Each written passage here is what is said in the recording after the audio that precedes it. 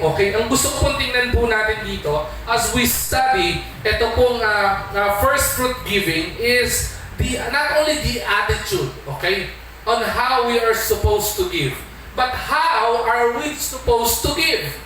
Paano po ba tayo dapat nagbibigay sa Panginoon? Pastor, naintindihan ko ang tamang pagbibigay. If you would be asking me, dapat pag nagbigay kayo sa Panginoon, cheerful. Amen? Amen. Pagbibigay ka sa Panginoon, dapat masaya. Di ba? Ibig sabihin, bukas sa iyong puso, taos sa iyong loob, na tipong binibigay mo na may kagalakan ang pagbibigay sa Panginoon. But I would like us to have a deeper understanding when it comes to cheerful giving sa Panginoon in the perspective of giving our first fruits sa Panginoon. Alright? So if you have your Bibles with you, I would like you to open your Bibles with me in the book of Exodus. Exodus chapter 34, okay, verse 26. Exodus 34, verse 26. Can I request everybody to please stand as we give reverence in reading the Word of God? Ito po ang sinabi ng Exodus 34. Okay, verse 26. Ang sabi po siya, pabudyan ay ito. You shall bring the very first of the first fruits of your soil into the house of the Lord your God. You shall not boil a young goat in its mother's milk. Ulitin ko po sabi po diyan, you shall bring the first of the first fruits of your soil into the house of the Lord your God. You shall not boil a young goat in its mother's milk. So madali po tayong manalangin. Panginoon namin dakilang Diyos, maraming pong salamat sa napakagandang araw na ito na pinagkalooban niyo po, Panginoon, kami ng pagkakataon makapag-aral muli ng iyong salita. Itago niyo po ako sa iyong likuran, Panginoon. At wala pong maihig sa likuran ng pulpitong ito, Panginoon, kundi prinsipyo na gusto po, Panginoon, matutunan po namin.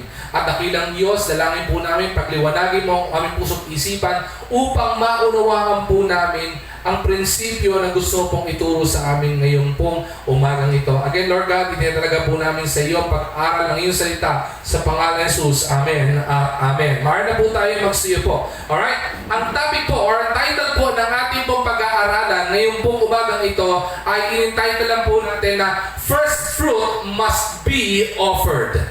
Okay? First fruit must be offered. Sabi ng iba, Pastor, medyo parang mabigat yung dating noong title po natin. Dahil po ang sabi po diyan, ginamitan niyo po ng word ng must be. Okay? Pag sinabi po kasing must be, ang ibig sabihin po diyan ay necessary. Okay? Pag sinabi pong must be, ibig sabihin po diyan, iyan ay in the deeper level of importance o in the higher level of importance. Kapag ka po sinabing must be, ito po ay dapat ginagawa. Okay? Tanda po natin. I would like you to listen to this carefully before I engage in preaching the Word of God. Tandaan po natin, sa IBC Manila po, in this church, okay, the goal of the pastors, as it was given to us by the Lord, is just to share the Word of God. It's just to share the principle of the Lord. Pagdating po sa first fruit, never po, okay, listen to this carefully, never po na naringgan niyo po ang mga pastor na nag-preach po nito, with all due respect to our pastors here in IBC Manila, never po natin ginawang compulsory ang first fruit giving sa IBC Manila. Amen? Narinig niyo po ba ako na sinabi ko dapat lahat ng member ng IBC Manila mag-first fruit Sinabi ko po ba gano'n? Did you ever hear me preach na gano'n po ang aspeto? No. I didn't say that. Never did we, me as Pastor Dennis, Pastor BJ, Pastor Christian, wala po kaming sinasabi na ang first fruit giving ay compulsory. Tama po? So maliwanag po yan. Pero, ini-encourage po namin kayo to participate in first fruit. Bakit po? Kasi po, isa pong failure po sa ayong mga pastor na yung pong prinsipyo na tinuro ng Panginoon ay hindi po namin ibahagi sa inyo. Bakit po? Pangit po kasi yung tipong, ako alam ko yung way ng pagpapala ng Panginoon. Pero pagdating sa inyo, pag tinanong, Pastor, paano mo ba kayo pinagpapala ng Panginoon? Ang sabihin ko ay, it's for me to keep and for you to find out. In other words, secret. Gusto ko lang pagpalain. Pag napakinggan niyo po siguro ako nagsabi ng tipo, Pag may nagtanong sa inyo, Pastor, paano po kayo pinagpapala o paano po tayo magpapalain ng Panginoon? Sabihin ko po sa inyo ay, hindi po pwede, secret ko lang yun. Sabihin ko sa inyo, bahala kayo. Araw kayo ng sarili nyo. Pwede ba yun? Hindi ba hindi nararapat yun? Kaya po hindi po natin tinuturo yung pagiging compulsory na first fruit. Pero ini-encourage po namin kayo to experience first fruit. Bakit po? Kasi tandaan po natin, hindi naman po nanggaling po sa aming prinsipyo na ito eh. Ito po ay prinsipyo na itinuro ng Panginoon from the Old Testament down to the New Testament. From the book of Genesis down to the book of Revelation, makikita po natin doon, itinuturo po ng Panginoon yung prinsipyo ng first fruit. Itinuturo po niya na ang principle ng first fruit is one of the key for His blessings to be bestowed upon us. Tagalogin ko po, itinuturo po ng Panginoon mula Old Testament hanggang New Testament yung prinsipyo kung paano tayo pagpapalain. Bakit po? Ang Panginoon po hindi madamot sa pagpapala niya. Gusto po niya lahat ng mga anak niya pinagpapala niya. Diba? Kaya nga hindi na po pinipilit ng Panginoon, tinuro po ng Panginoon to, hindi naman po niya pinilit yung nasa Old Testament eh. Hindi na po niya pinilit yung mga nasa New Testament eh. Pero itinuturo po niya itong prinsipyo na ito kasi ang gusto ng Panginoon is for those people, lalo tigit yung mga anak niya, ay ma-experience kung ano yung pagpapala na inihanda ng Panginoon sa bawat isa sa kanila. Amen? Alright. Ngayon, nakita po natin, tingnan po natin yung kahalagahan ng first fruit. Bigyan ko lang po ng konting run through kung bakit it is actually a must. When it comes to first fruit giving, from book of Genesis to Revelation, makikita po natin din yung kahalagahan yan. Ito, review na lang po ito ng mga nakalipas sa ating study before I engage with my 3 points na pag-uusapan po ngayong pong umagang ito. Nakita po natin, ang Panginoon, importante sa Kanya lagi ang una. It is always but important to God kung anong nauuna. Okay? Pansinin natin, in the book of Genesis, simulan natin kay Adam and Eve. Lalo tigit sa kanilang mga anak, kay Cain and Abel, who actually practiced the first fruit. Diba? Anong ginawa ni Cain and Abel? Hindi ba't nag-offer sila sa Panginoon ng kanilang mga ani? Hindi ba't yung offering nila ay first fruit? Remember? Hanggang kay Abraham. Diba? Nung in-offer niya yung kanyang anak, Pastor, sino ba in-offer ni Abraham? Sige nga. Si Isaac. Is Isaac the firstborn? No. Isaac was not the firstborn. Ishmael is the firstborn. Tama ba ba? Supposed to be si Ishmael dapat ino-offer sa Panginoon, pero hindi kasi tama yung relationship na yun eh. Na ginawa niya, di ba? But sa buhay ni Sarah, Isaac is the only son. And everyone who actually practiced the first fruit giving, makikita po natin kung paano pinagpala ng Panginoon. Cain and Abel, weren't they blessed by the Lord? Hindi ko na-engage yung story ni Cain and Abel. I would like you to look at the offering nila, di ba? At makita pa paano pinagpala itong magkapatid na ito. Abraham, when he actually offered his only son kay Isaac, kay Sarah, what happened? Hindi ba Abraham was blessed? He became the father of many nations. Tama ba? And down to each and every aspect of Israel actually applying first fruit. Nakikita po natin kung paano pinagpala ng Panginoon. Kaya nga mayroong bag of blessing, di ba? Kaya nagkaroon ng basket of blessing, kaya nagkaroon ng barn blessing, at iba-ibang blessing na galing sa Panginoon. Nakita po natin yun, mga perspective niyo. Bakit? Because it is important to the Lord yung pong prinsipyo ng pagbibigay ng first sa Panginoon. And even po yung araw. That's the very main reason why we worship on the first day of the week. The first day of the week is Sunday. Kaya po inaalat natin sa Panginoon ang linggo kasi ang linggo ay para sa Panginoon. Amen? Amen. Hindi po natin dapat inaalat ang linggo sa ano-anong bagay dahil ang linggo ay para sa Panginoon. Right? Now, first yun eh. Kaya din po sa mga Israelita, when it comes to first fruit giving, the Old Testament way, it is actually based on the harvest. Because Israel is a highly agricultural land, okay? So binibigay po na yung harvest sa Panginoon. So when we say first fruit must be offered, pag sinabi po nating must, there will be several things that we could consider a must in our life. Example, ibig sabihin ng a must, okay? Okay, ito dapat mga immovable. Hindi po pwedeng nawawala. Okay? Ibig sabihin, sabi ko nga kanina, kapag sinabi natin it is a must, ito ay necessary. Ibig sabihin, importante po ito. Kapag po sinabi natin it is a must, ang ibig sabihin po na ito ay it is immovable or it is required. Tama po? Example, bigay tayo halimbawa ng mga a must na dapat ginagawa sa buhay natin. Dahil kung hindi, yari tayo. Una, it is a must for us to eat every day. Tama po? Why is it a must for us to eat every day? At least 3 times a day. Bakit po kailangan? Bakit po necessity yun? Because if we don't eat, we will die. It is a must for us to drink. Okay? It is a must for us to drink water, for us to stay hydrated, because if we don't drink, we... Ano po? Tulungan niyo po ako dito. Die. Tama mo ba? It is a must. Hindi ba? Okay? Sa mga nag-aaral dito, sino po dito ang nasa kolehiyo na? Yan, very good. Okay? Nung po bang pagkalabas nyo sa sinapupunan ng nanay nyo, nag-enroll po ba kayo kagad sa isang universidad? Gusto ko mag-computer science. So paglabas ko, kailangan mag-enroll na ako sa isang universidad, mag-aaral ako ng computer science. Ganun po ba? Hindi. Ano muna dinaanan? Nag-pre-elementary, nag-elementary, nag-high school bago maging college. Tama ba? Tama. So it is a must for you to go to college. Kailangan dumaan ka muna sa primary, secondary, and yung sabihin natin high school level before you go to college. It is a must. Tama po ba? Kunyari, kukuha ka ng driver's license.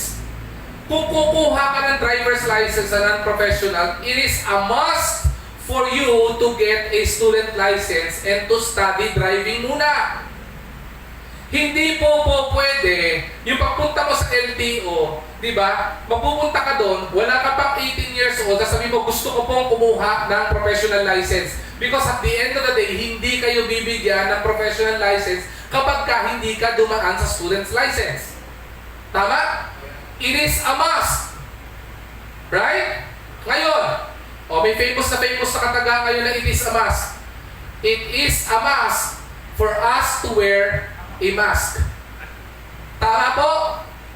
Bakit? Kasi pag hindi ka nag-mask, hulihin ka ng pulis. Pwede rin.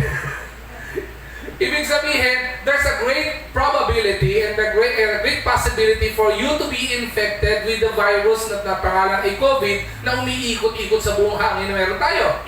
Tama po? It is a must. It is necessary. Okay? Ngayon, ang tanong, totoo naman yun, necessary yun. Diba? It is necessary for us to obey the law of the land. It is a must. Bakit? Because if we don't obey the law of the land, what would happen? There's a great probability and possibility na ikaw ay makulong. Tama? It is a must. But, okay, the choice is still in us. Marami pa ng mga tao, matigas ang ulo. Ayoko mag-bus eh. Ano pa kailan nyo? Wala akong, di sige, huwag ka mag-mask. Tapos pagka naman na-virus at na-COVID ka, iyak-iyak ka. Diba? Pagka na-COVID ka, lalapit-lapit ka, pakipag-pray naman po kami. At kami ay na-COVID. Tigas ang ulo mo eh. Pag-pray ka naman namin. Huwag ka mag-alala. Diba? Pero huwag ka nang matigas ang ulo. Hindi ba? Marami po, nagkakasakit. Kaya ka pala nagkasakit eh. Matigas ang ulo mo, puyat ka ng puyat, hindi ka kumakain ng healthy. Paano ka hindi magkakasakit? Tama? Kasi yung mga mask na dapat na ginagawa mo, ay hindi mo ginagawa. Okay. when it comes to first fruit, listen to this carefully, okay? Tignan po natin, ilalagay natin sa mas malalim na perspektibo yung pagbibigay ng first fruit. Okay? One of the reason why, okay, pag nagbibigay tayo ng first fruit ay ganito. Marami nagbibigay ng first fruit o nagbibigay ng offering, nagbibigay ng kanilang giving sa Panginoon na hindi cheerful. Marami mga mananampalataya. Sige, sabihin ko na po muna konti, no? Sanggihin ko na konti. Marami mga mananampalataya hindi nagbibigay ng tamang tithes. Marami mga mananampalataya, akala nila pag nagbigay sila ng tithes ay nakapagbigay na sila ng offering sa Panginoon. Marami mga mananampalataya hindi nagpa-participate in missions giving. Marami mga mananampalataya hindi nagpa-participate sa sabihin natin pagdating sa gawain ng pagbibigay. Bakit?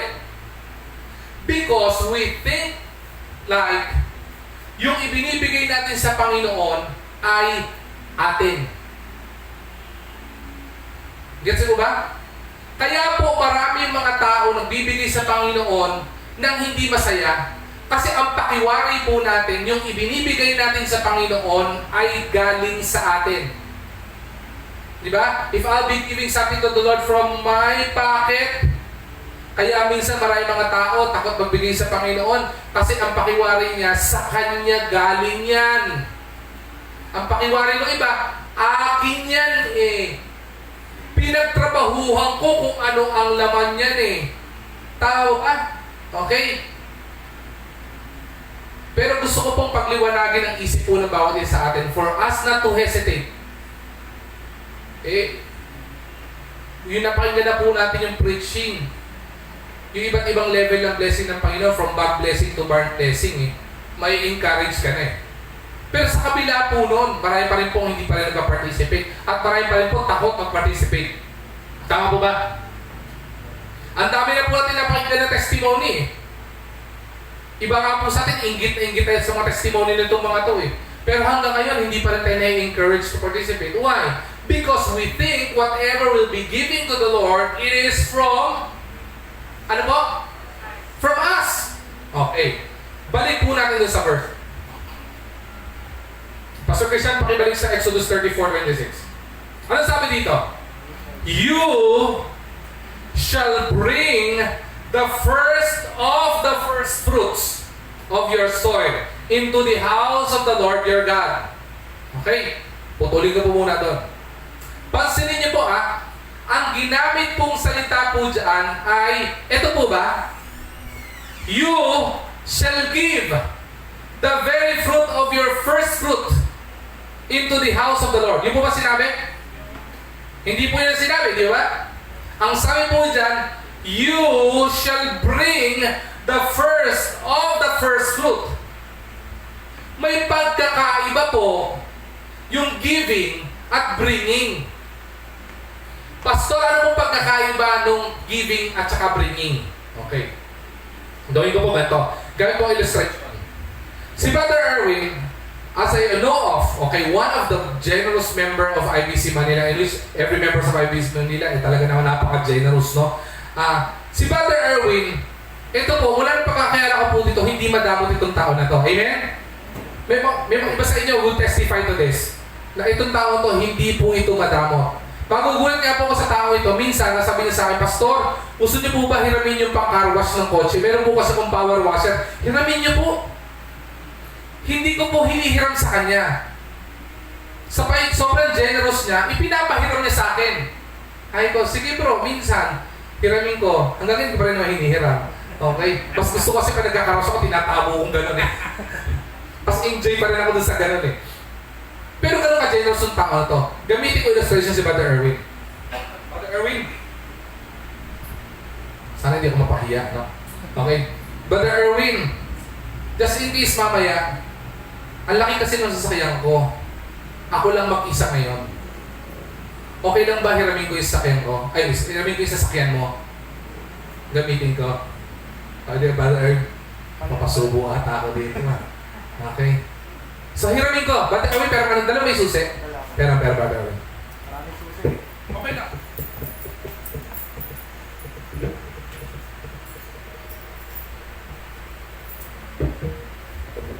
Sabi ko po sa inyo, generous si Brother Erwin, di ba? Ang hinihiram ko po, kotse. Pati po bahay, at saka yung motor niya, pinahiram na rin po niya. Oh. Sobrang generous itong tao na ito. Ano? So, nung hiniram ko po itong susi ng kotse ni Brother Erwin, ito yung susi ng kotse, no? Motor ko yun. Motor to. Okay. Yung isa yung... Ito. Hindi. Ito yung susi ng kotse. So, ginawa ko, hiniram ko. Minaneho ko. Diba? Pumunta ako ng Tugigaraw, pumunta ako ng Ilocos, bumalik ako dito. Sabi ko kay Brother Erwin, alam mo Brother Erwin, sa sobrang pagiging generous ko, okay, gusto kong ibigay sa iyo ang susi ng kotse na ito. Nagets mo ba? Iba sa inyo parang tumaas ang kilay ah. Ulitin ko ha. Etong susi na to, yung kotse na pinahiram niya sa akin. Okay? Ngayon, ang gagawin ko, isosoli ko na. Pero pakinggan niyo yung paano ko sasabihin pag isosoli ko na ha. Brother Erwin, sa sobrang generous ko sa iyo, gusto kong ibigay sa iyo yung kotse na ito. Anong mali? Siguro sabi ni Brother Erwin sa akin, Pastor, sandali lang po. Gusto ko lang po i-remind kayo, kotse ko po yan, ha? Bakit kayo binibigay sa akin yung kotse ko? Dapat po, ibinibigay niyo sa akin yung susi na yan. Bakit? Hiniram niyo lang yun. Tama ba? Nag-gets yung principle? Okay. With that, sorry ko na Brother Erwin. Pero alcohol lang wala para sigurado tayo pa rin.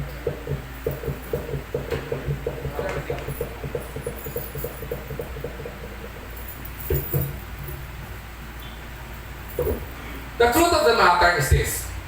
When we approach giving sa Panginoon, that is how we approach giving something to God. Tama po? Bakit? Yung damit na suot nyo, kanino galing yan? Hindi yan galing kay SM. Galing sa Panginoon yan. Tama po ba? Lahat ng meron tayo, relo, kotse, sapatos, pantalon, palda, lahat yan galing sa Panginoon. Amen? Amen. Whatever we have right now, it is from the Lord. Amen? So kung bibigay tayo sa Panginoon, asayin ba natin, Panginoon, magbibigay po ako ng tithe sa iyo, ha?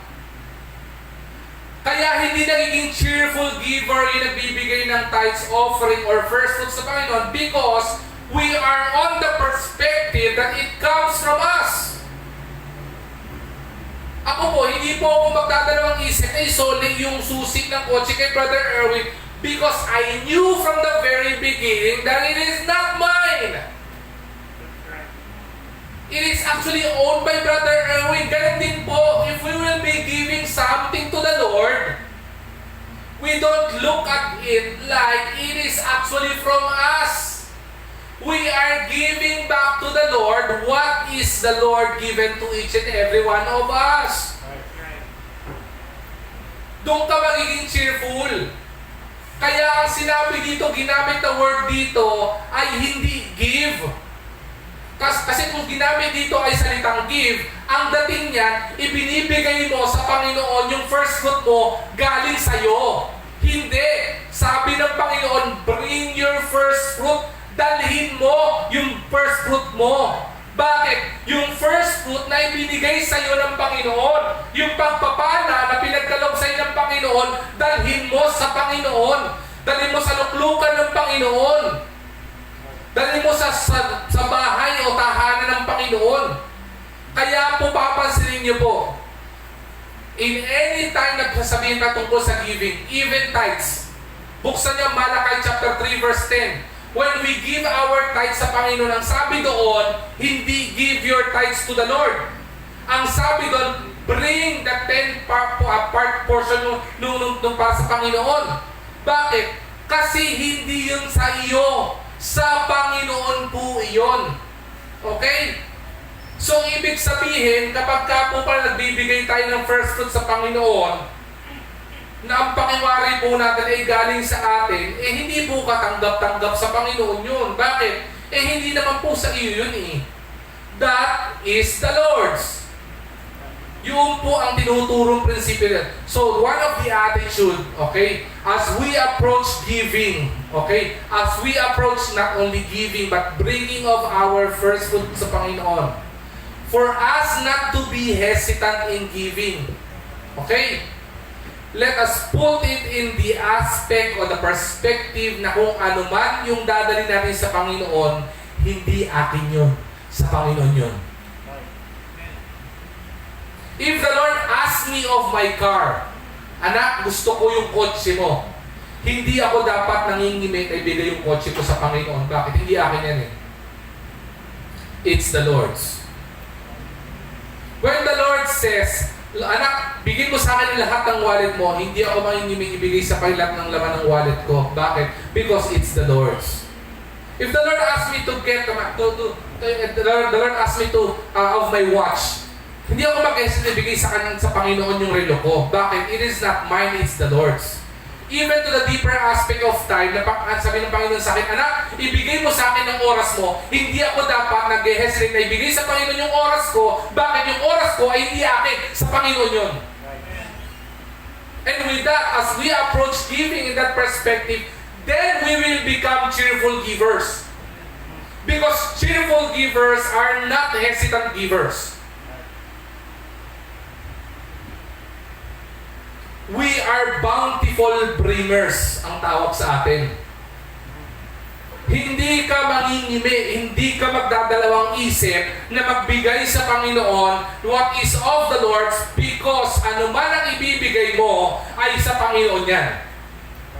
Ibig sabihin, wala po tayong maaaring ipagmalaki sa Panginoon sapagkat anumang meron tayo, galing sa Panginoon. And if the Lord asks it, we are supposed to give it.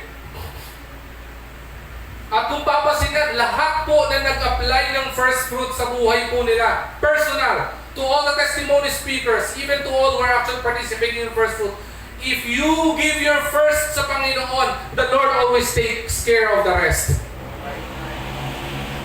Hinihingi lang ng Panginoon yung first, the rest sa'yo. Even our tithes, the Lord asks of the 10%, but the Lord gives the rest. Tao ba? Sobrang mapala ang Panginoon. Kaya maganda nga po ang cheerful giver, ganito eh. Diba, tawag po ako ng tatlo.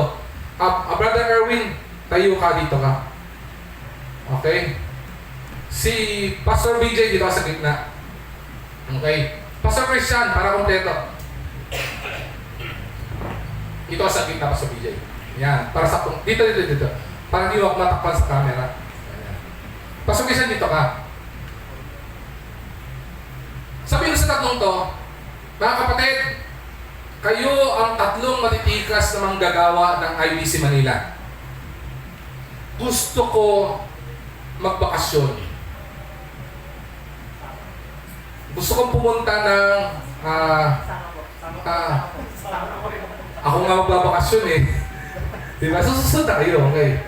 Gusto ko magbakasyon sa malayong lugar ng Pasig.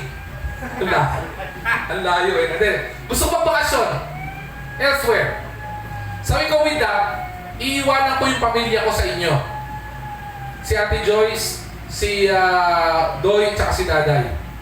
Okay, with that, ang gusto kong gawin sa inyo ganito. Okay? Habang nagbabakasyon ako, papadalan ko kayo ng tig sa 10,000 kada buwan. And I'll be out for 3 months.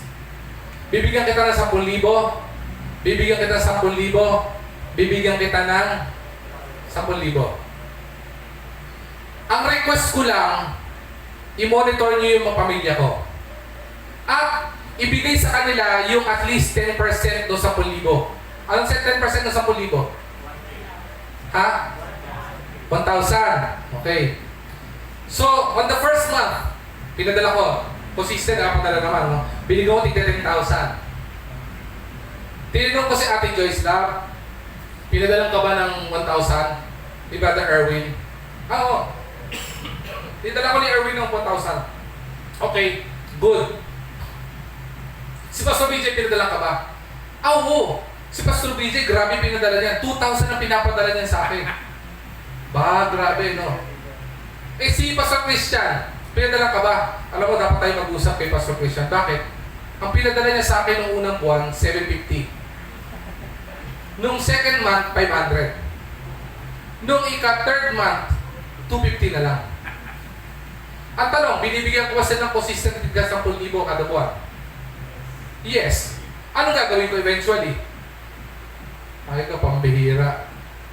Hindi mo pagkakatiwalaan. Pagkakatiwalaan si Pastor Christian, no? Hindi mo pagkakatiwalaan si Pastor Christian, babawiin ko. Bihira ka, pinagkatiwalaan kita eh. Tapos, hindi mo binigyan.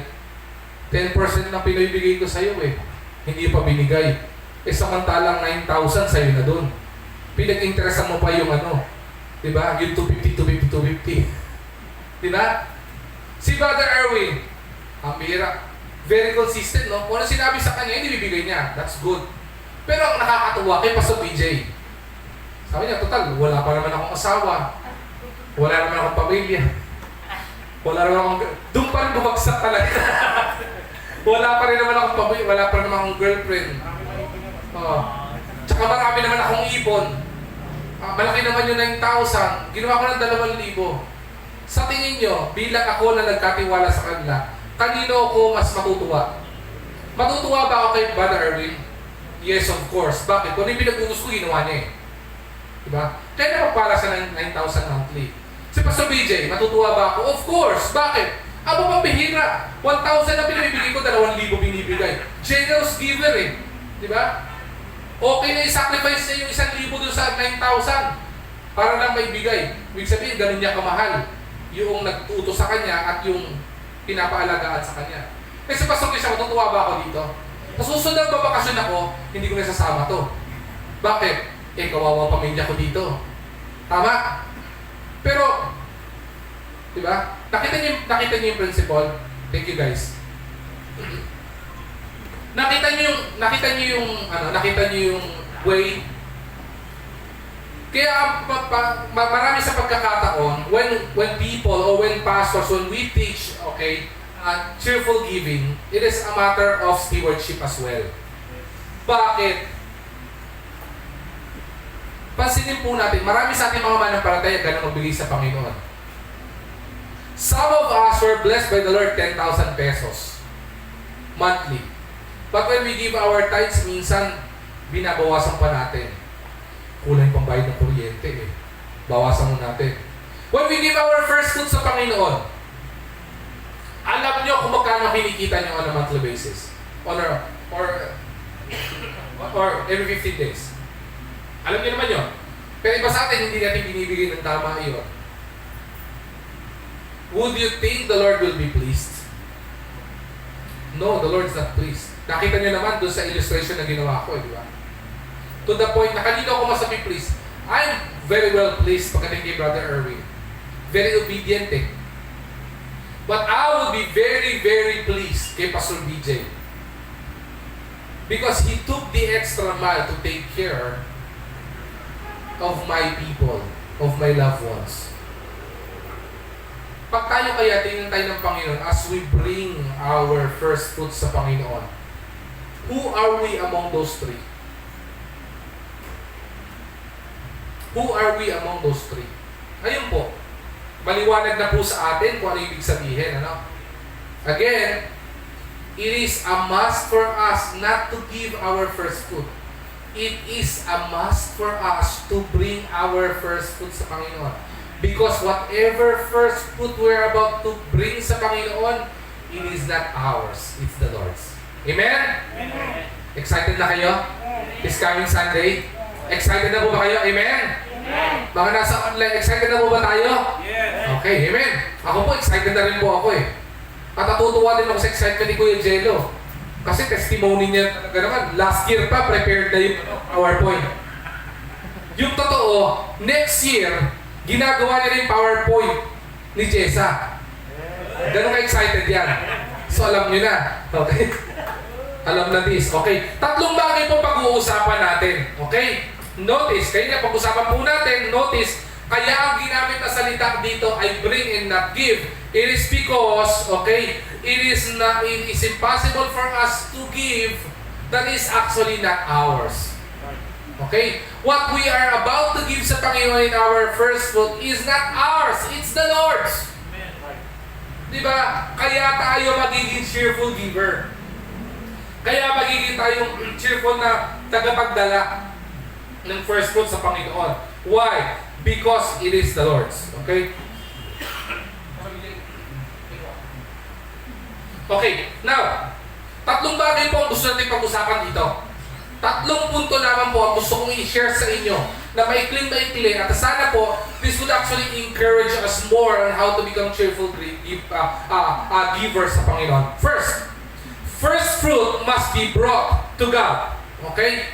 First fruit must be brought to God. Pinag-usapan na po natin yan. Exodus 34:26. The fruit of the first fruit of thy land thou shalt bring unto the house of the Lord our God. Thou shalt not set a kid in his mother's milk. Ang sabi po dito ay hindi nga po natin po pwedeng ibigay yung hindi po sa atin. Okay? Yun po yung pinag-usapan natin kanina. Ang sinabi natin ay hindi po pagbibigay yung first fruit. Ang first fruit, as we give it, thank you Pastor BJ, as we give our first fruit, ito po ay dinadala po natin. Dinadala po natin ito sa paanan ng Panginoon. Okay? Hindi po ibinibigay. Kasi yung first fruit natin, what we are about to give to the Lord next Sunday, you don't look at it that it is yours. Because the moment you look at your first fruit, na sa iyo galing yan, maniwala kayo sa hindi, gagamitin ng kaawayan para hindi mo maibigay yan. Kakaroon ka ng pag-iisip na ganito, pambayad ko ng kuryente ito eh. Diba? Pambayad ko ng tubig ito eh. Pambayad ko ng internet ito eh. Diba? Pambayad ko ng kung ano-ano man ito eh. That's how we will look at it. Pero kapag tingnan natin yan, dadali lang natin yung first fruit. Hindi ko pwedeng pag-interesan to. Bakit? Hindi man akin to eh. Kaya nga po, kayo pong sumagot nito kapag ka po isang bagay ay hindi sa'yo at inutos sa'yo ng may-ari na isoli mo na sa kanya o ibigay mo na sa kanya, nag-hesitate kang ibigay, pabalik, o hindi mo binigay, anong tawag po doon? Ano po tawag? Pakita po. Pagnanakaw. Kayo may sabi niyan Hindi po ba ganon? If we don't give our tithes to the Lord, ang tawag po doon ay pagnanakaw sa Panginoon. Because that's the Lord's. If we are not bringing our first fruits sa Panginoon, ang tawag din po doon ay ano po? Ano po? Pagnanakaw pa din pala yun. Kasi ang sinabi nun, hindi naman give bring Ibig sabihin sa Panginoon pala to. Kailangan pala dinadala ko ito. Kasi kung hindi ko ito dinala at pinag-interesan ko, ang tawag doon ay pagnanakaw sa Panginoon. Aba, masakit na yun, no? Masakit na paratang, hindi nga paratang yun Masakit na katotohanan yun. Hindi po ba? Ang masakit nito, isipin mo, if we bring our first fruit sa Panginoon, the Lord is always faithful and just to give us back. Kaya nga po, sabi nga natin, totoo, nakakatuwang pakinggan yung fruit of first fruit testimony. But we don't actually look at the fruit of first fruit alone. That's the reason why we give. Okay? Yung fruit of first fruit testimony, nakaka-encourage po yan. Pero hindi po yun ang motibasyon para dalhin ang first fruit sa Panginoon. The primary motivation for us to bring our first fruit sa Panginoon is because we are just bringing what the Lord owns. Dinadala lang pala natin yun sa Panginoon. Sa Kanya pala yan Kaya po dapat may kagalakan kang ibabalik yan sa Panginoon kasi sa Panginoon yan. Hindi po sa iyo yan. Hindi po sa atin yan. Kaya kung makikita papanindigan po natin, sa kabila nito, ang pangako ng Panginoon, tapat sa lahat ng mga nagbibigay sa Panginoon. Diba? Even those people who actually taking an extra mile and giving to the Lord what is for Him, makita mo, pinababayaan po ba ng Panginoon? Never po pinabayaan ng Panginoon ang kanyang mga anak na matapat sa Kanya. Sino po dito matapat sa Panginoon? Tingnan nyo nga po sarili nyo kung pinabayaan kayo ng Panginoon. Pag tingnan sa sarili, mukha nga kayo napabayaan. Hindi po ng Panginoon, napabayaan kayo sa kusina. Mukhang pinagpalang wakas eh. Tama po, wala po kayo makikita na matapat na anak ng Diyos na pinabayaan ng Panginoon. That's right. Meron po ba? So for us to have that attitude of giving, for us to have the Macedonian attitude of generous giving, this is the secret of the Macedonian church. They approach giving that whatever they give, it is from the Lord. Kaya sila ganun kagalak magbigay sa Panginoon. Okay? Yun po yung una. Okay? It is a must for us to bring or to brought our first fruit to God. Dali natin sa Panginoon. Sunod, offering. Okay? First fruit brings honor to God. Ito pinakamaganda. Ano po sabi dyan? Proverbs chapter 3 verse 9. Sabi dyan, honor the Lord with thy substance and with the first fruits of all thine increase. Ibig sabihin, as we bring the offering of first fruit to the Lord, ano pong naidudulot po nito? It brings honor sa Panginoon. It brings reverence sa Panginoon. It brings respeto sa harapan ng Panginoon. Hindi po ba tama po yun? Kapag ka ibinibigay mo, ang pinagamit lang sa iyo ng Panginoon bilang good steward at ibinabalik mo na ito sa Panginoon, hindi ba nagbibigay ng paggalang yan doon sa nagbigay? Ano ba ibig sabihin? Nabitin ko po yung illustration yung ginagawa kay Brother Erwin. Hindi naman hinihingi ni Brother Erwin kayo na sa kanyang kotse eh. Nung hinirang ko eh. Pero ibinalik ko sa kanya kasi sa kanya yon. Ano nangyari kay Brother Erwin? Ang posible maramdaman ni Brother Erwin, nakakatuwa naman si Pastor. Sinolit ng buong buo yung kotse. May gulong, di ba? May rim pa, at lalo tigit, may gasgas. Ay, hindi ganon. Okay? At ang masakit, di ba? Pinakamasarap, nung binigay, pagbukas si Brother Erwin ng kotse, nung hiniram ko yun, kalahati lang. Nung sinoli ko, full tank na. Di ba? Ano nangyari sa kanya nun? Kahit na nagpahiram lang siya, na-honor siya doon. Bakit? Nakakatuwa namang pahiramin itong si Pastor. Di ba? Inalagaan yung kotse. Nung hiniram niya, hindi nakarwas eh. Nung binalik, naka-detail eh. Nung hiniram niya, ang nangyari, kalahati lang ang gasolina eh. Nung sinuli, full tank. Ano sabi ni Brother Erwin? Because he felt the honor. Pastor, di mo na ba hihiramin yung kotse? Next week, wala na rin kasi akong gasolina. Baka gusto mo hiramin, Pastor, yung kotse. Tama, bakit? Ano mararamdaman mo? He felt honored. Ganun din po sa Panginoon eh. As we bring our first fruits sa Panginoon, it brings honor to Him. It is telling the Lord na as we bring the first fruit, Panginoon, this is my act of worship sa iyo. Bakit? Kasi hindi po akin ito. Sa iyo po ito. Ako po ay tanging tagapagdala lamang po ng pagpapala na pinagkaloob niyo sa akin. Steward lang po ako eh. Pinaalagaan niyo lang po sa akin itong first fruit na ito eh. Ibibigay ko lamang po sa inyo pabalik. Yun po ang nararamdaman ng Panginoon. Kaya po lahat ng mga nagbibigay sa Panginoon generous, pinagpapala ng Panginoon pabalik. Gamitin ko yung illustration. The next time I will go back to Brother Erwin. Brother Erwin, pwede ba hiramin uli yung kotse mo? Sa ganung attitude na ginawa ko nung unang panghiram ko, pahiram ba niya ako uli? Yes. Bakit?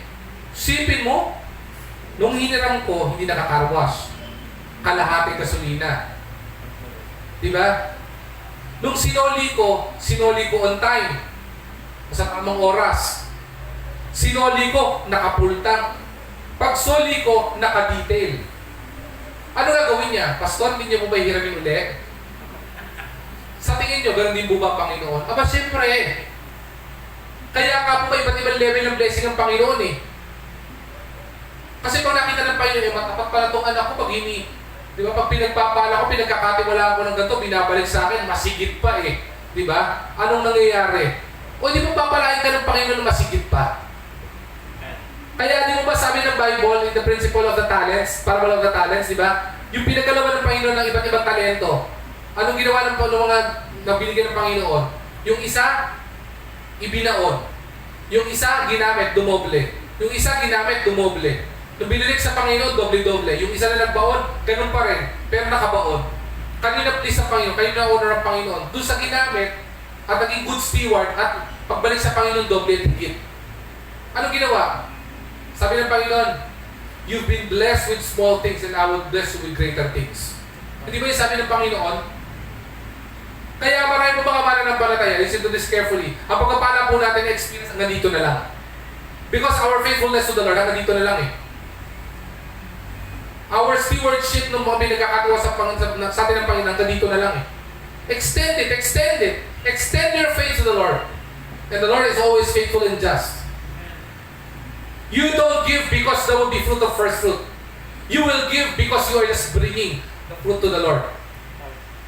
And if you're happy bringing your first fruit sa Panginoon, believe it or not, the Lord is honored. And if the Lord is honored, He will bless you with greater things. Hindi po nagsabi ng Panginoon eh. Panginoon naman po nagsabi nun eh. Hindi po ba? Sino mo gusto magbigay ng honor sa Panginoon? Konti lang, no? Okay. Lahat tayo, di ba? Bakit? Isa pinakamagandang bigyan ng honor, yung taong honorable. And God is honorable. He deserves it. He deserves it. Okay, and last, not only that our offering must be brought to the Lord, our offering, okay, sabi po dun sa pangalawa, yung offering po natin brings honor sa Panginoon. Ito na, ito pinakagusto ng bawat isa. Okay? Offering first fruit brings recurring blessings from God. Ano sabi po dyan? Proverbs chapter 3 verse 10. So shall thy barns be filled with plenty, and thy presses shall burst out with new wine. Every Christian would want this. As we bring back to the Lord our first fruit offering, as we give it with a cheerful heart, because it is His. Sabi ko po sa inyo, the Lord is faithful and just. Sabi dyan, offering first fruit brings recurring blessings from God. Ano ibig sabihin recurring? Paulit-ulit. Paulit-ulit. Paulit-ulit. At tandaan po natin, pag nagbigay yung Panginoon ng pagpapala, hindi po siya yung pag nagbigay ng pagpapala ngayon. Kung ito pagpapala mo ngayon, ganito pa rin pagpapala mo, hindi. When the Lord blesses, it always increases. Ano sabi dito? So shall thy barns be filled with plenty. Lahat ng ginamit, okay, puro plural. Sabi dito, sabi ba dyan, so shall thy barn? Pakibasa nga po, so shall thy barns. Hindi lang isang imbakan, maraming imbakan. At sabi ito, be filled. Sinabi ba doon? Nag-stop na ba doon? So shall thy barns be filled. Yung mga imbakan mo mapuno, yung ba sabi doon? Hindi eh. Sipin nyo, sobrang redundant ito, pagiging plural yung ginamit ng Panginoon. So shall thy barns be filled with, ano sabi ito? Plenty. Nang madami. Nang madami. Paulit-ulit. Ang tawag dyan ay recurring blessing ng Panginoon. Kaya nga sabi ng Panginoon sa kanyang verse na sinasabi niya, when the Lord blesses, sabi, give unto the Lord what is due to His. Malakay 3:10. And the Lord will open the windows of heaven and pour down His blessings toward us that our hands cannot fathom. Di ba? Ganun pagpapala ng Panginoon? Ang matapat na nagbibigay sa Panginoon para sa Panginoon, binubuksan ng Panginoon bintana ng kanyang langit at binubuhos ang pagpapala na hindi mo kayang hawakan yung pagpapala ng Panginoon. In Tagalog, malulunod ka sa pagpapala ng Panginoon. Yun ang masarap.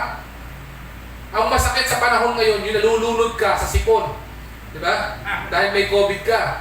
Pero pinakamaganda, yung halos mamatay ka dahil nalulunod ka sa pagpapalang nag-uumapaw galing sa Panginoon. Diba? Yung tasay sa kanya, tama na nalulunod na ako. Yun ang masarap na testimony. Di ba? Panginoon, nag-uumapaw na. Yung blessing mo hanggang dito na, oh. Lalagpas ko ba yan? Hindi, anak, kailangan pa yan. Sige. Diba? Ang masakit dito, yung mga hindi matapat na mga mananampalataya. Panginoon, bakit siya merong ganun? Bakit siya merong ganun? Hayaan mo sila mga sa singgit. Bakit? Tinuturo naman kung paano magpapalay. Ayaw lang i-apply. Hindi mamatay na lang sa inggit. Huwag tayong maging mananampalataya na namamatay na lang sa inggit. Buti pa siya may ganun, buti pa siya may ganyan, buti pa siya may ganyan. Hindi lang titingin mo yung pagpapalang na nakuha niya. Ang dapat maingit ka sa kanya. Nakakatuwa naman yun, ang tapat sa Panginoon. Kaya para sa pinagpapalan ng ganyan. Gayahin ko nga kaya na magtapat din ako sa Panginoon para magpalain din ako ng ganyan. Diba? Dati si Kuya Jerry naiingit lang sa mga sapatos. Tingnan nyo naman mga sapatos ngayon. Diba? Naka-Nike. Diba? Sana all. Diba? Diba? Magkatapat ka sa Panginoon eh. Wala namang imposible sa Panginoon. Hindi pa panibigay sa iyo eh. Tingin mo imposible? Pakinggan niyo yung mga testimony speakers natin. Magmula ng kauna-unahan ng mga testimony speakers natin. Merong ginawang doktor. Merong nagkaroon ng bakasyon. Merong iba pinagbigyan ng bahay, lupa, di ba? Kotse, di ba? Iba-iba eh. Trabaho, magandang buhay, nag-uumapaw na kasaganan sa buhay, pagpapala ng pamilya. Pakita mo kung gano'n pinagpapala ng Panginoon. Tawag doon, recurring blessing from the Lord. So if the Lord's blessing would be recurring, are we going to hesitate in bringing our first fruit, in which on the first place, hindi naman natin yun? Kaya nakakatawa, last Sunday, di ba? May nagpa-abis, nagpauna na eh. Bibigay ko na ba yung first fruit ko? Baka magamit pa eh. Tama! Bakit? Eh baka magamit, hindi naman sa kanya yun eh. Tama? Ang tawag doon, nakikita mo yung excitement sa puso ng pagdadala ng first fruit because that person knew na yung first fruit niyang yun, hindi sa kanya yun, sa Panginoon yun. Kaya pagpapala ng Panginoon, nag-uumapaw. Alright? Let me end with this. And I would like you to be encouraged by this. Many Christians would actually misquote it and misuse this. No? Itong verse po na ito. Okay? Yung verse ng sa Solomon. Okay? 2 Chronicles chapter 1. Alright? Verse 7. Okay? Pwede ba i-post dyan, Pastor Christian? 2 Chronicles chapter 1 verse 7. Okay? Ang sabi dyan na ito, that night, God appeared to Solomon and said to him, ask whatever you want me to give you. Ang ganda rin, no? Sabi ng Panginoon kay Solomon, pag nagpakita ang Panginoon sa kanya, Solomon, sabihin mo sa akin kung ano ang gusto mong ibigay ko sa iyo. Aba, masarap yan.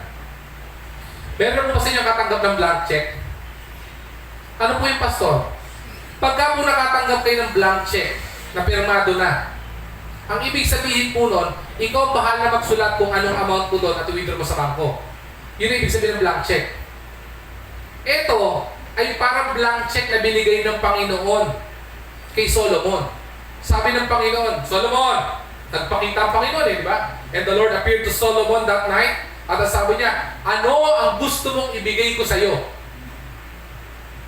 Di ba? Iba sa atin, ginagawa natin ito as prosperity gospel eh. We misquote this. Okay? And some other people use this for prosperity gospel. Huwag ka magana lahat ng pwede ibigay sa iyo, bibigay sa iyo ng Panginoon. Ask and ye shall read, ask and ye shall receive, seek and ye shall find, knock and the door shall be open. Tama yun! That's a good verse. That's a good promise verse to claim sa Panginoon on how generous God will actually be giving something pagdating sa pagpapala ng Panginoon. At lalo tigin yung sinabi ng Panginoon kay Solomon, ask whatever things you want me to give to you. Request ka lang, Solomon. Anong gusto mo ibigay ko sa'yo? Isipin niyo, pag lumapit sa yung Panginoon one night, no? Sabihin kay Pastor BJ. Balik. BJ. Ay, hindi. Supportahan niyo ating alamin, ha? Okay, maganda yung mga content nila. Napakaganda. Kung hindi niyo napapanood, ang tanong ko sa inyo, bakit? Okay, panoorin niyo. Maganda yung mga pinag-uusapan nila doon. Sabihin ng Panginoon kay Pastor BJ, diba? Sabihin mo sa akin kung ano ang gusto mong hilingin mo. Hilingin mo lang ibibigay ko. Hulaan niyo anong hilingin ni Pastor BJ. Girlfriend. Hindi ako may sabi niyan sinabi sa akin. Kayo, sobra kayo. Lagi niyong pinagtitipan sa Pastor BJ, di ba? Pero subukan mo lumapit sa Panginoon sa gabi, ganun ang gagawin. Malamang mag-isip ka na, Lord, para ba kayong genie, 3 wishes bibigay niyo? Yeah. Siguro mag-excite si Pastor BJ, ano kung pwede ko hilingin kay sa Panginoon? Tama? Guess what?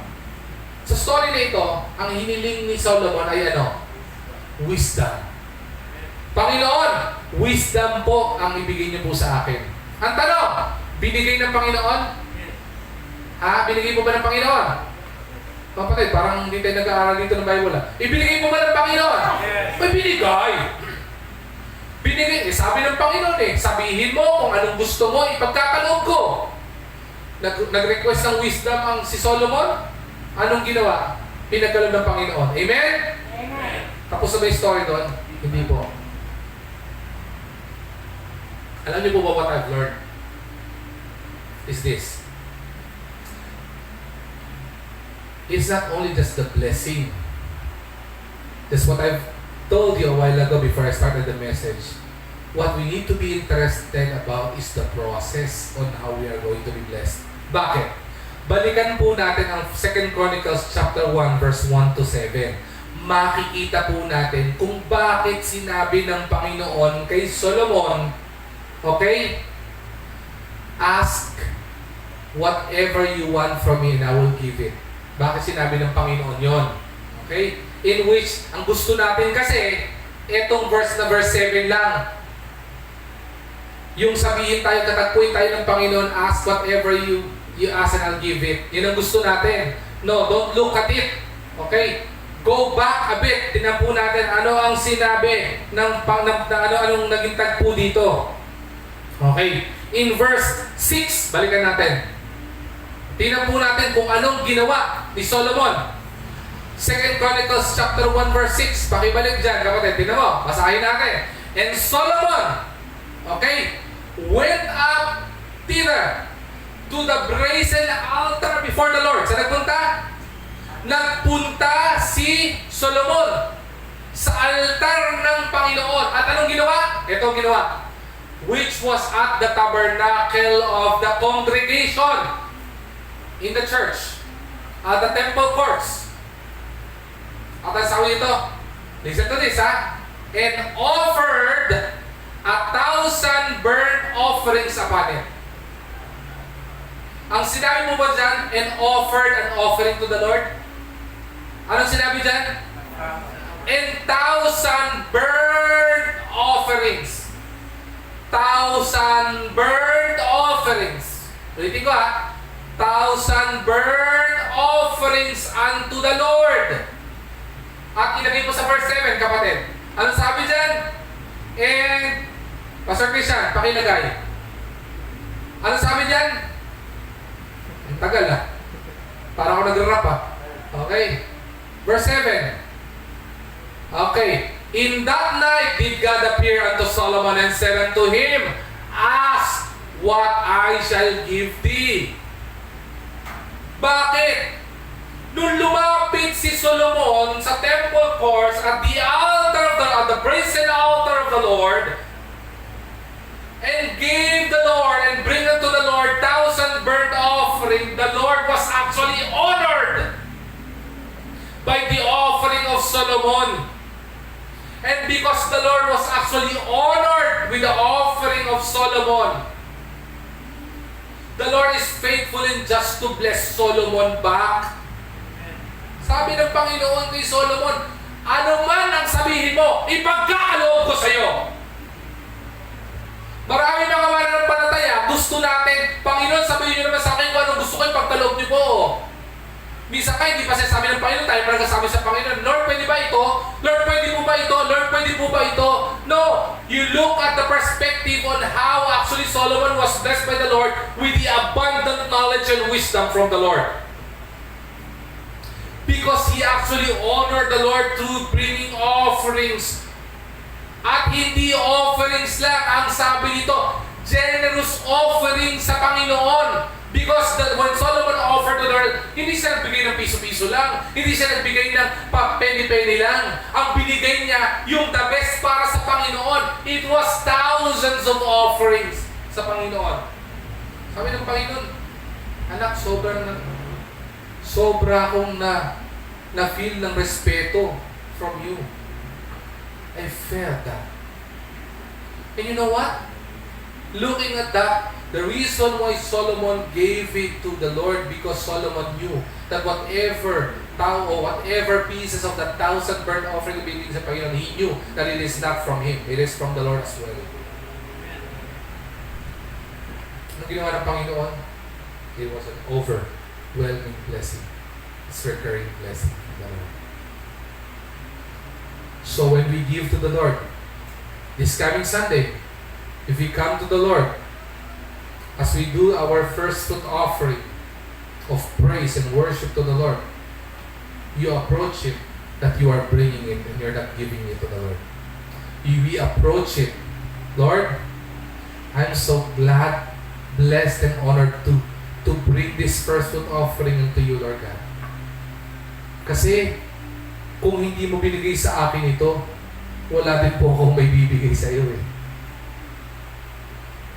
That 40 pesos na binigay na first fruit offering ni Jello during that time, I do believe the Lord was actually honored. As a young kid with no work at all, with 40 pesos na po pwede na nasa pocket niya, na po pwede niyang gamitin pambili ng Slurpee sa 7-Eleven, pambili ng fishball, di ba, pamasahin nila ni Jessa, di ba? Pwede namang isipin yun, pero sabi ni Jello, no, I'll give it to you, Lord, because it's yours. See how the Lord blessed Kuya Jello. See how the Lord, our cheerful givers who actually testify to the Lord. Remember this, we can never ever outgive the Lord. And when we bring something to the Lord, don't count it. Huwag mong bibilangin. You can never outgive the Lord. The moment you start counting to the Lord at isipin mo, the Lord will actually tell you, you are not in control. The Lord is in control. Right. Panginoon, ako nga ito binibigay ko sa iyo. Panginoon nga binibigay ko. Panginoon nga tumawag. No, you don't look at it that way. Because you can never ever outgive God. You can never ever outgive God. As your pastor, I'll be honest. There will be times na may binigay mo sa Panginoon, I counted on it. Panginoon, ito binigay ko baka pwede balik mo ng ganito. Panginoon, binigay ko itong ganito. Diba? Baka naman. Sino mo, pati Panginoon, binabaka naman natin. Lord, baka naman. The moment I did that, that would be the moment kasi nasampal ako ng Panginoon. Hindi sa'yo yan eh. Akin yan eh. You can never ever outgive me. Hindi ka po pwede makipag-compete sa akin sa pagbibigay. The moment I gave my first fruit, the very first time I gave my first fruit, just like Kuya Jello, napakaliit ng binigay kong first fruit ng time yun. It was only 1,500 pesos. But I could never outgive God. Why? Because that year, that was the time the Lord gave me the heart's desire of my heart. More than 20 plus years ago. The first ever vehicle na meron ako, adventure na sport, top of the line na kulay blue during that time, ibinigay sa akin ng Panginoon. I could never outgive God. I was hospitalized for more than a month several years back. Meron ako 500 pesos sa bulsa ko. Binibilang ko po, 500 na lang. Ang bill ko sa ospital, 700,000 na. May bumisitang pastor galing Mindanao. Sabi ng Panginoon, anak, ibigay mo. Panginoon, makakatulong din to dun sa 700,000. Diba? Sabi ng anak, huwag ka makulit. You can never ever outgive me. Okay? Give that 500 pesos dun sa pastor na yan. Okay ko? Sige po. Binigay ko. Nagkulang ang Panginoon? Hindi po. Bakit? Nakalabas ako ng ospital.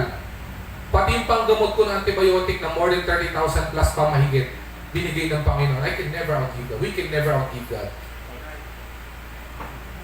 And every year has passed. Every time I will be participating in bringing my first fruit sa Panginoon, and bringing the first fruit that actually the Lord gave me, para ibigay sa akin ng Panginoon, I could never outgive God. Nung year na tipong kailangan namin ng bahay na mag-asawa na kami. Sabi ko, nag-start kayo mag-ipon ng pera, hindi naman kayo makaipon para sa bahay. Ay, Panginoon, sa first fruit na lang. Because it's yours, hindi naman akin to. Diba? Yung pala pinapaipon mo sa akin, hindi pala para sa akin to. First fruit pala to, Lord. I'll just bring my first fruit to you, Lord God. During that year, I stopped counting. Bakit? Kasi nung time na yon, even bad situation, ginamit ng Panginoon para magkaroon kami ng lupang bahay. Walang binayaran. From ceiling to ceiling, walang binayaran. Blessing. And up to now, hindi nagkukulang ang Panginoon. Many of you are actually witness of this. There will be times in IBC Manila, umuulan, prayer meeting, nawala kami ng sakyan, yung dilaw namin kotse, na ibenta na namin because we need some funds. Binenta namin yun. People who were attending prayer meeting, Ate Imelda, you would remember this. Diba? Ate Baby would remember this. Nandiyan kami, Pastor Video would remember this. Nandiyan kami, tinatanggihan kami ng taxi. Umuulan. Uuwi kami, pauwi ng Pasig, prayer meeting, gabi-gabi. Tapos nakapayong kami, tapos yung gamit pa namin, pagkadami-dami, parang araw-araw magka-camping kami. Naalala niyo yun? May dala-dala mga stroller si Doy. Tapos ko doon, nagreklamo pa si Doy at si Daday kasi tulog na sila after prayer meeting. Naiiyak ako eh. May mga time na parang iniisip ko na parang huwag na lang kaya kami pumunta ng prayer meeting. Lalo pag umuulan. Pero hindi. Sabi niya pa, anak, punta ka dyan prayer meeting. Prayer meeting yan eh. Maging faithful ka. Ay ko, sige po Lord. Ay. So I was just thinking during the time, the Lord forgave me for that. Kaya na siguro kung hindi ko binigay yung first fruit ko na yun, may pang-down payment kami sa kotse. May kotse kami na ginagamit para sa gawain. Mukhang maganda yung perspective, no? Pero that's wrong. Never forgive us from the Lord. Lord, hindi kita ma-outgive. Yung first fruit na binigay ko, that's yours. Kasi sa iyo naman yun. Alam mo, sa nung taon na yun, that was the year. Okay? At pinapasalamat ko rin mga prayer warriors ng church na ito who actually prayed for us na magkaroon kami sa kanya. That was the year na binigay sa amin yung Ford Ranger na kulay blue na nandyan. To all of you who knew, alam niyo kung magkano presyo niyan. At wala akong pambili nun. Wala akong 1 point something million para bumili ng Ford Ranger. Wala. Wala kaming sasakyan. Then the Lord touches the heart of my father-in-law. Sabi niya, anak, nasa sino ako na, nasa pharmaceutical ako na, nag-work ako Thursday, hapon. Sabi niya, Rejoice, tawagan mo si Papa, gusto daw niya kausapin. Kaya ko, sige, baka na ba? Kanya, kunin mo din yung sakyan, kaya mo daw bayaran. Isang taon na lang daw babayaran yung kotse. 25,000, 22,000 something a month. Tapos kinausap ko, father-in-law ko, ay ito, paano po ba yun? Kaya niyo bayaran isang taon yung Ford Ranger, isang taon na lang yun. Magkano po pa? Mga 22,300, 22,700. Ay ko, kaya po pa, kaya naman po, pero hindi na po kami kakain. Sabi ng father-in-law ko, o sige, ganito na lang, hati tayo. Bayaran nyo ng isang taon sa inyo na yung Ford Ranger. Hati tayo. Sige po pa, hati, 22,000, so mga 21,000 plus, no? Sa hati tayo, 10,000 sa'yo, 11,700 akin. Yan pa, magandang hati yan. 50-50 talaga yan. Tapos sabi niya, huli mo na sa Bulacan. That Thursday afternoon, I traveled to Bulacan and got the Ford Ranger. Wala, kunin mo na yung susi. Umuwi ka na. Kawawa yung apo ko, wala silang sasakyan, buti na lang sa apo. I can never outgive God. Marami pa akong pwedeng i-share na blessing. Pero baka iba sa inyo, maingit na lang. Because I want you to experience the blessing as well. When we give our first fruit, don't give it, you bring it. Cheerful givers are just bringers of bountiful blessing the Lord blessed us already. Okay? Excited na ba tayo this coming Sunday? Yes. Mga nasa online, excited na po ba tayo? Lakas ha? Okay. Amen. Amen. Narinig ko, amen. Amen. Sige, tayo muna lahat, manalangin tayo. At mag-pray tayo. Panginoon, dakilang Diyos, maraming pong salamat sa napakasarap na pag-aaral ng inyong salita. Salamat sa prinsipyo ng tinuro mo, Panginoon. Thank you, Lord God, because whatever blessings we have, we know, Panginoon, pagpapalagaling po, Panginoon, sa iyo ito. We are the stewards of your blessing, Lord God. And as we bring our first fruit tayo sa iyo, Panginoon, we become cheerful in bringing this, Panginoon, because we will just be giving back to you what is yours, Lord God. Again, Lord, salamat po, Panginoon, sa blessing ng iyong salita na talagang napakalaking pagpapala sa bawat isa po sa amin. In Jesus' name we pray. Amen and amen. Alright, ngayon po sa daling ito, maalam po kayo